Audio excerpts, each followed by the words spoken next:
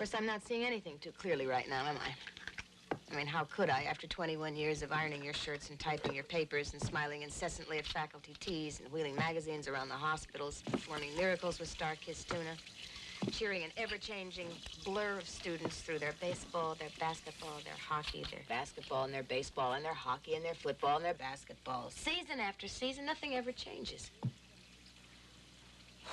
And then suddenly, you're Baroque, and I'm apparently early American.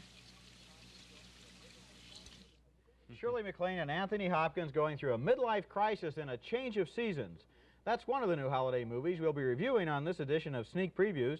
Two critics talking about the new movies in town. And across the aisle from me is Gene Siskel, the film critic of the Chicago Tribune. And this is Roger Ebert, film critic of the Chicago Sun-Times. Now, in addition to a change of seasons, which includes the second screen appearance by Bo Derek, our holiday movie list continues with Neil Simon's Seems Like Old Times, starring Goldie Hawn and Chevy Chase. Also, Ellen Burstyn as a special kind of faith healer in Resurrection, a wonderful new movie that's had some trouble at the box office. But first, Roger begins with a film that a lot of people have been eagerly awaiting, songwriter Neil Diamond's movie debut in The Jazz Singer. I'm afraid they've been eagerly awaiting in vain, Gene. It's one of the Christmas season's worst movies for sure. This new Neil Diamond version of The Jazz Singer is a modern-day remake of the 1927 movie, which starred Al Jolson, was the first commercially successful talking picture.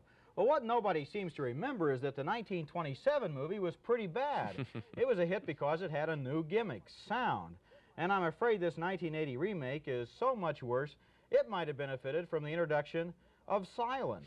The new movie stars popular singer Neil Diamond playing a third-generation New York Jewish cantor who wants to leave his father's synagogue and try to make it big in the Los Angeles music scene. Laurence Olivier plays his father. You must come home with me now, before you forget everything you were ever born to be. Yes, sir! Stop! Come on! Please, for once in your life, would you listen to me? I know what you believe. I've tried to live up to it, Pop. I swear I've tried to live up to it, but I can't do it anymore. I can't do it anymore. Pop, I have things inside of me. I have to express them. I have my music. I have my life, my feelings. Maybe they come from God, too. I don't know. I do know I have to do it my own way. Does finding your own way include leaving your wife?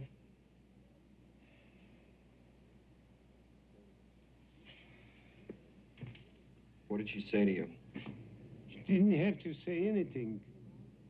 You here, she there, 3 months. Man and wife, that's no good. Pop, we're getting a divorce. A divorce? She wants it too. It happens to people every day, Pop. People, yes, but not a boy and girl who grew up together. Why? Yes, sir. Why? Laurence Olivier is one of the great English-speaking actors. I wish he'd try an English accent again. One of the problems with that scene and with the whole movie is that Neil Diamond is too old to be going through an adolescent identity crisis. There's never a single moment when we can really believe the reality of his relationship with his father, his first wife, his girlfriend, or anybody. It's all been packed up from the original movie and unpacked in this one without much thought. And Neil Diamond is certainly not a good enough actor to sell us on the story. He never comes alive in this movie. He's so closed up in himself he can rarely even look the other actors in the eyes, always playing to the third shirt button. Look at this scene with Lucie Arnaz as the music agent he meets in Los Angeles. If I don't get that call from Bubba, I'm going home. Look, he'll call, and he'll get you that job, and I promise you I will get Eddie Gibbs to be there. I don't know, it's getting late. I know how to get you to stay. I'll give you my body.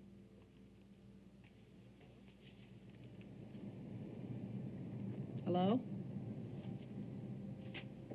Hello again. I just offered you my body. I heard. Would you rather have a pizza? He doesn't even know she's in the room. No. Some people might think it's worth going to see The Jazz Singer for Neil Diamond's songs and his concert scenes in the movie, but I'm sorry, I didn't even like the songs. They all sounded like variations of the same narcissistic complaint about the cruelty of the universe, the wonderful courage of Neil Diamond, groan, groan, bravery, bravery. What I did like about the movie was Lucie Arnaz as the California girl he falls in love with. Her performance is filled with energy and scenes of humor, and in this film, that really makes it stand out. On the whole, the jazz singer is a major disappointment. I hated Neil Diamond, but I loved Lucie. Well, I agree with you up and down the line. And what Lucie Arnaz does that makes her so enjoyable is play a character. Neil Diamond does not play a character. Neil Diamond, a first-time actor, remains a first-time actor. Last time. In his next act, he hasn't done anything here. He's just played Neil Diamond. The part isn't written. He doesn't perform it. We don't believe this is some kid from New York struggling to make it big in Hollywood. We realize that what we're going to see is Neil Diamond walk through a movie and sing some big songs, and that's all there is to the part. Lucie Arnaz surprises me. She has a good movie future, I think, because she alone, better than Diamond, better than even Laurence Olivier, has enough confidence to be quiet, to play a role. She cares about this guy, and her eyes show it. Olivier's ham-handed in this film. Neil Diamond is too. You know, what's funny, after they went to all this trouble to remake this 1927 movie, the story that had to be told again, they never told it again. Yes. It really is, as you say, just a Neil Diamond movie. There's one scene where he's the opening act for a stand-up comic. And he goes on stage. There must be 35 musicians out there. It's probably a $50,000 payroll just for 2 songs for his first billing in Los Angeles. You can't believe that. No. There's another scene where he goes on the road for 9 months as a country and western singer, a la Chris Christopherson. I guess that's just to put some country music into the movie. I don't know. It's always Neil Diamond. It's never the character. It's never the story. Yes, and we always are aware that it's the music that is selling and determining the way the movie will look. Here's another disappointing holiday film. It's Neil Simon's Seems Like Old Times, a screwball comedy with Goldie Hawn caught between the antics of her 2 husbands. Her former husband, Chevy Chase, has been kidnapped and forced to help some thieves rob a bank. And her current husband, Charles Grodin, has just been nominated by the governor of California to be Attorney General of the state. Now, naturally, Chevy Chase, wanted for robbery, decided to hide out in Goldie Hawn's house, causing all sorts of embarrassing problems for her and Grodin, especially on the night of her big dinner party at which the governor is the guest of honor. Would you all excuse me for a moment? Would you all excuse me for a moment? Would you all excuse me for a moment? Peculiar time to go to the John. Ira, he came here to give himself up. The man sleeps under my bed, drives my car, wears my tuxedo. I just want to meet him. Hold it right there. You're under arrest. Police are on their way. Didn't like the chicken, huh? Nick, this is Ira, my husband. Ira? Nick. Oh, of course. We've met before. You and Glenda were in the bed above me. Yes, I know. Are you crazy? Are you out of your mind? Who's gonna serve the coffee now? I think you've unraveled, Glenda. I think your spool is unwinding. Let's just get through the dinner. We'll worry about him later. Chester, take care of him. Sorry. Sorry. Sorry. Is it time for the second group to go? Glenda, you want to explain it?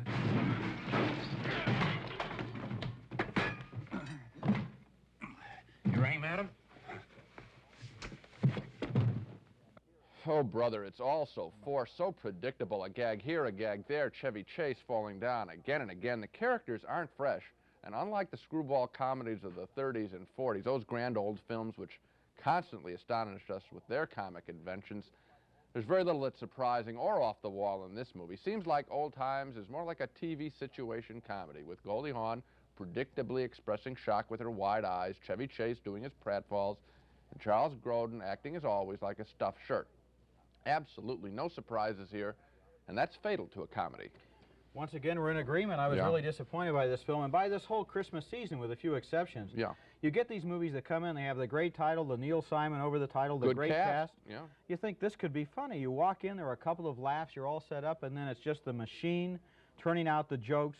The characters, they're all pre-programmed. You know exactly what the permutations are. Yeah. It's very boring, very I think your use of the word machine is a good one, and the machine, I'm afraid, is Neil Simon. Frankly, I think Neil Simon's in serious trouble. He hasn't made a film, I don't know about you, but he hasn't made a film that I've liked, a full-length film in a long, long time, early 70s. And the last chunk of a film that I liked was that one with Maggie Smith, California Suite right. with Michael Caine. And that was yeah. just a little chunk in a movie. I think he missed a bet here, for example, when he brings that governor in. It's just George Grizzard. He could be the governor of any state in any movie in the last 50 years. Why not go for the obvious joke? They're in California, bring in a Jerry Brown type, have him be kind of hip, you know, and he's wondering what's going on in the kitchen. That could have been a little funnier, but no, this is all so predictable. That's the word. You just sit there and you're amazed that there are no surprises. Well, I'm afraid the show is not going to go uphill from here. Remember that crummy movie from last October called Loving Couples, where Shirley MacLaine found out that her husband was cheating on her with a younger woman, and so she went out and decided to have an affair with a younger man. You remember that? Well, for some reason, Shirley MacLaine has made a second crummy movie on the very same subject. It's called A Change of Seasons, and this time, her husband is played by Anthony Hopkins. Hopkins is a college professor who has an affair with one of his students, played by Bo Derek, and then MacLaine, his long-suffering wife, has an affair with a hippie handyman, played by Michael Brandon. They all pretend to be real, liberated, cool, and open-minded about the whole thing, and in fact, both swinging couples take a winter vacation together in the scene where Hopkins and MacLaine trade nasty remarks while they wait for their lovers. It's not too late. You talking to me? Who else would I be talking to, Adam? It's not too late. We could call the whole thing off. Getting cold feet? I'm not, but you seem less than joyful. I've never felt more joyful. Well, we could go alone, like we usually do. What about Davy Crockett? Pete. You'd understand. How about little Lulu? The name is Lindsay Rutledge. She'd probably be very upset, and because unlike you, she happens to love me. I love you, too. You have a very strange way of showing it. What am I supposed to do? Like Dante, you have somehow moved to a higher circle of paradise. I get it. Morning! It's for you. I know. Good morning. Morning. Good morning. Morning.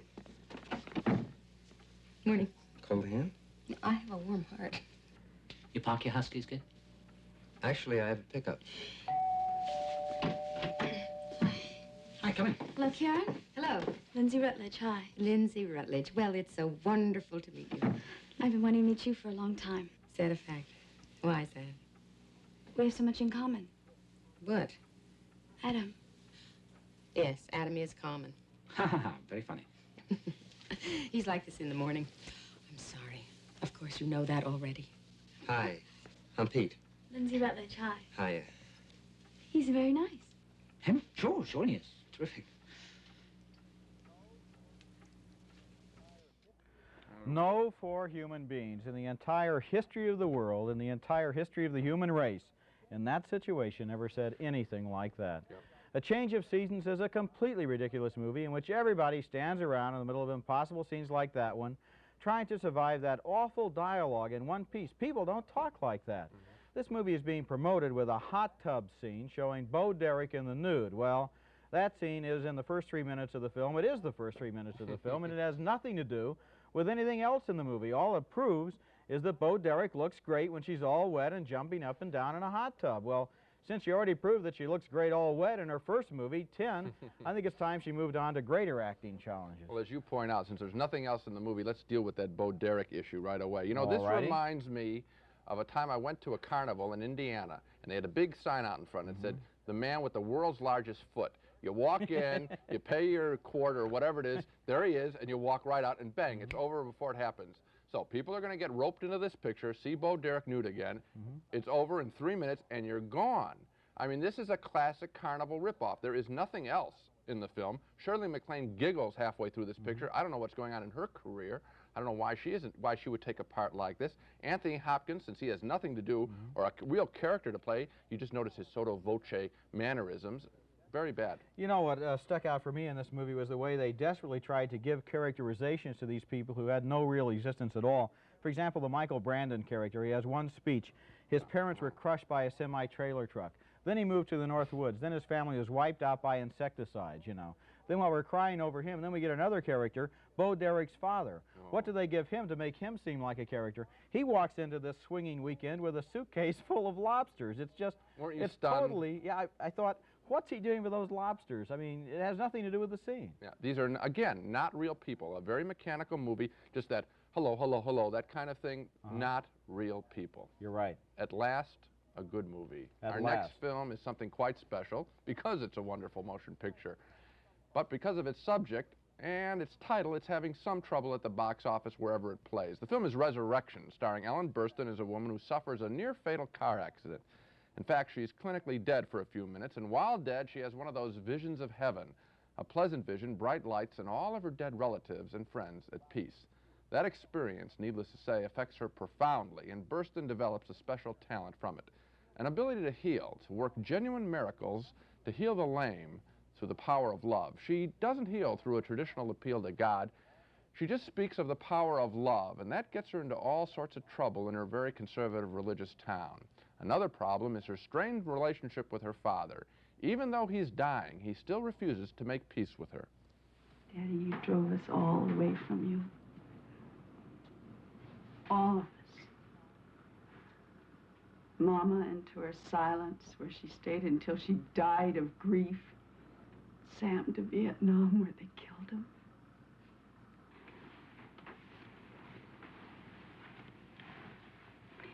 Daddy, listen. I want you to know that I still love you. And I can help you now. Honest, I can. I know that you know you're dying. And I know that you're afraid, but you don't have to be.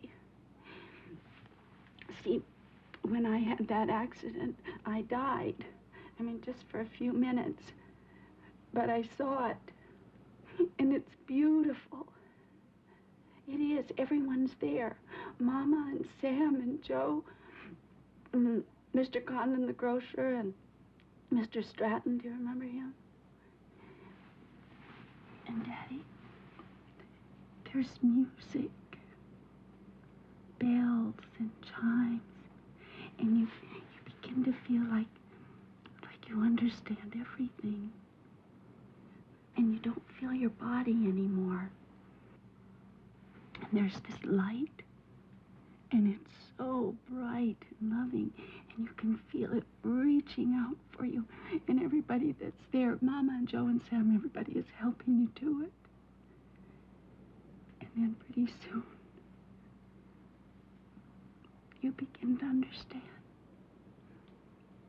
that you're made of the same light.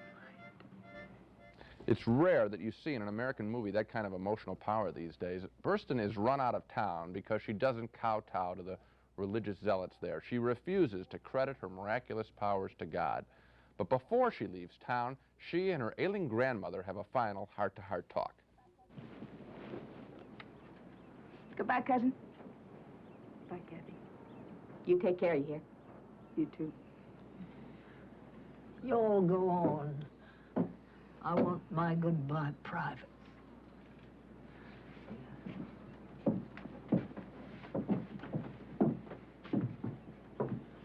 Well, seems like you had your own cavalry here, Chuck.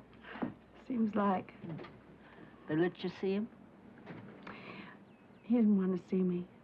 I tried to see him, but he didn't want to. Well, I expect you have some time to think about all this for a while. Yeah. You know, when I was in high school, I read about Joan of Arc. Remember her?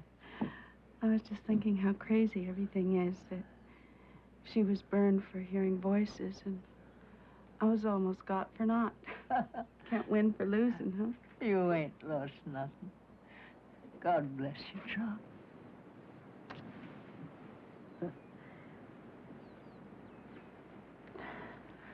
What is it?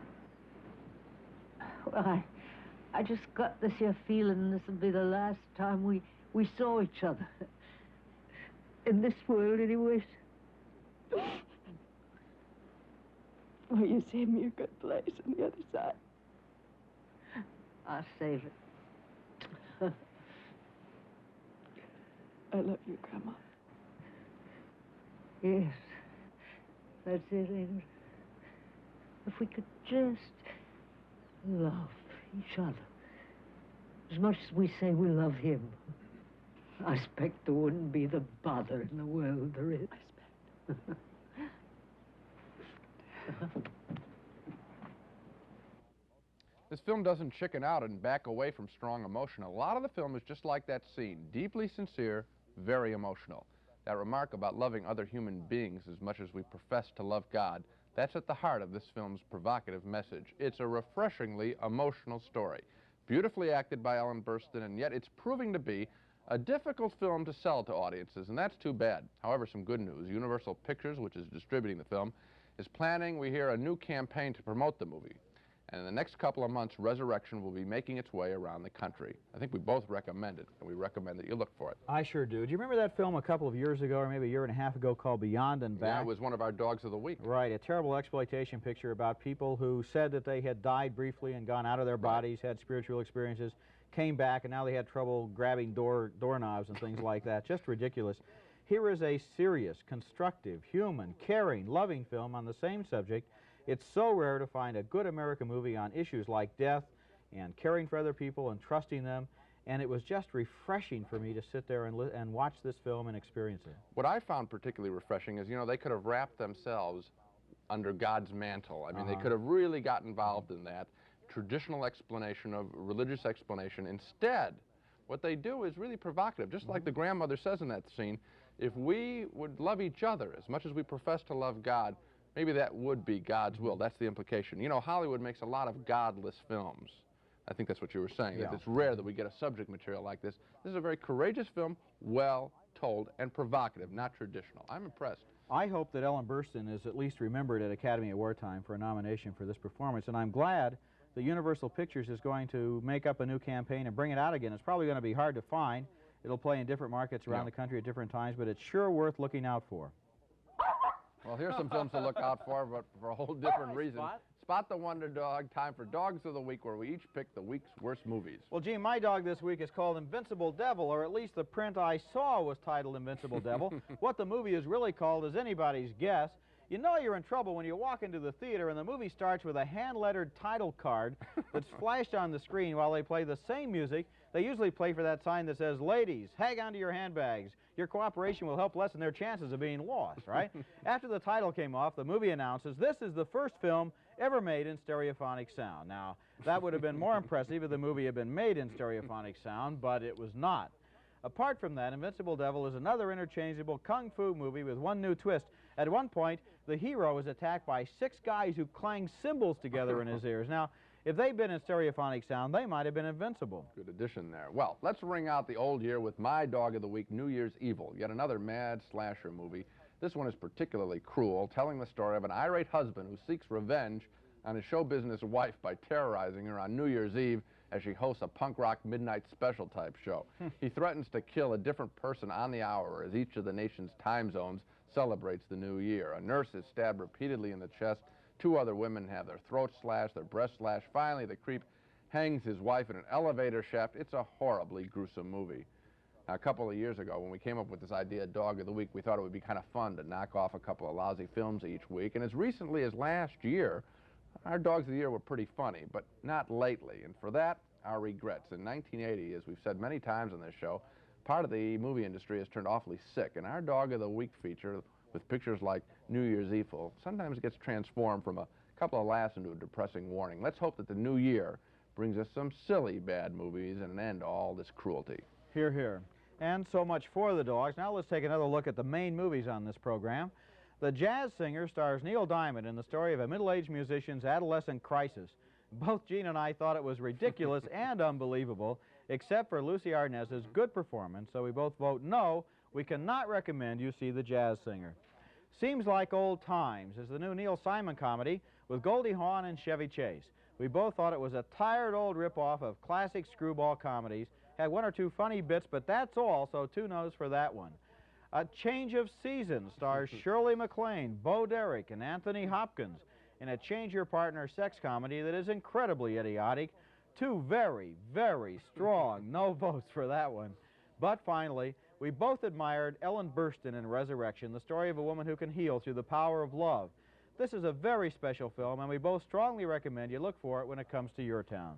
Well, it seems to me the worst movie of the holiday season has to be A Change of Seasons, right? That's the one that I think is really awful. Change of Seasons. At least The Jazz Singer had Lucie Arnaz. Now, we've knocked a lot of holiday pictures. People still want to go to see films this time. What can we recommend? I think our top recommendation is for Raging Bull, the fighter movie. Jake LaMotta, played by Robert De Niro. A terrific performance by Robert De Niro. A lot of people have been objecting to this film, objecting to the violence in it, and all I can tell you is that's what the movie's about. It's about violence. How does it occur? From a city character, that's the only way he can express himself. I agree with Raging Bull. It's a good picture. I think there's a good chance that Robert De Niro will win an Academy Award. Another picture I recommend for the holiday season is Robert Altman's Popeye, with two great performances. Robin Williams as Popeye, and Shelley Duvall was born to play Olive Oyl. It's awfully good, I think, but we're sort of alone as critics. Maybe it's too surprising because it's sort of an adult Popeye rather than just a kiddie show. A film that I like for the holiday season, Any Which Way You Can, with Clint Eastwood and that wild orangutan named Clyde. We were talking earlier about a screwball comedy, and seems like Old Times wasn't it. This may be the screwball comedy for the holiday season. We disagreed on that, and I still don't think it was a very good movie, but I think back with increasing affection upon Clyde. Another Christmas movie that I liked was 9 to 5, the screwball comedy about three secretaries battling it out with their male chauvinist pig boss. And the reason I liked it, because it was a very uneven movie, was because of the movie debut of Dolly Parton. I think she's going to be a major star. She is wonderful in the film. If you go see it, that's, I think, what people will enjoy. And right now, the #1 best-selling holiday picture is in the country, Stir Crazy, with Gene Wilder and Richard Pryor in prison, and they don't want to be there. I liked Richard Pryor's performance in this film. I think that's why it's getting such big attention at the box office. I think Pryor's hysterically funny in the film. I recommend it. I didn't like the second half. I can't recommend it, but on the other hand, there you go. There wasn't much this Christmas to see, so I guess the thing we're really in agreement on is Raging Bull. That's the one to see. Well, that's it for this week. Sort of a disappointing finish to 1980, the holiday season, which I guess is sort of appropriate because this has not been a good year for American movies. However, next week, after a lot of hunting and scratching, Roger and I have each picked our top 10 favorite films of 1980, and we'll have those choices and some arguments about them next week on Sneak Previews. Until then, see you at the movies.